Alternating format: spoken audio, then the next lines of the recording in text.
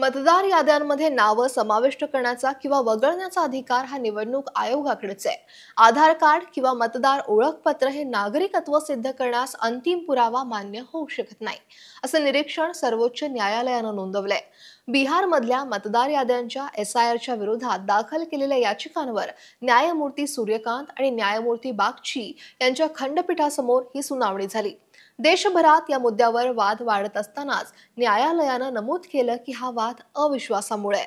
निवडणूक आयोगानुसार बिहारमधल्या जवळपास 8 कोटी मतदारांपैकी 6.5 कोटी मतदारांना किंवा त्यांच्या पालकांना 2003च्या याद्यांमध्ये नोंद असल्यानं कोणतेही पुरावे सादर करण्याची गरज नव्हती.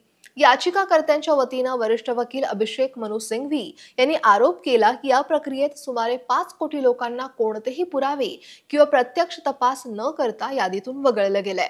त्यावर न्यायालयानं सांगितलं की जर शंका निर्माण करणारे पुरावे मिळाले तर सर्वांची नावं पुन्हा याद्यांमध्ये समाविष्ट करण्याचे निर्देश देता येतील. ज्येष्ठ विधिज्ञ कपिल सिब्बल म्हणाले की Aadhaar card, ration card, EPIC number असूनही मतदारांची नावं नाकारली.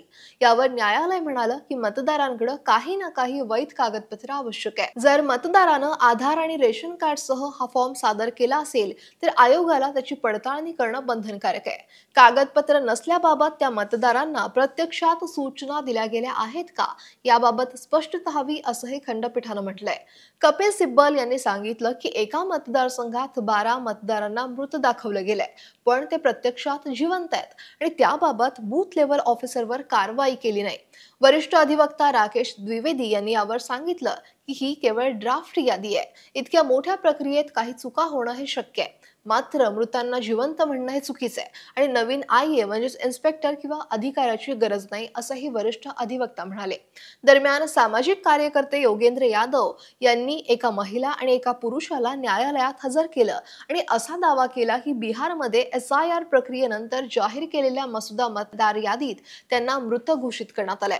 यावर निवडणूक आयोगाच्या वकिलांनी याला विरोध केला.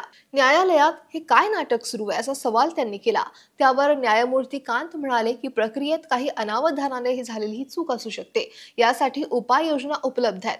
तर निवडणूक आयोगाचे ज्येष्ठ वकील राकेश द्विवेदी यांनी यावेळी म्हटलं की न्यायालयात नाटक करण्याऐवजी यादव यांनी त्या 2 व्यक्तींना आपले फॉर्म अपलोड करण्यात मदत करावी.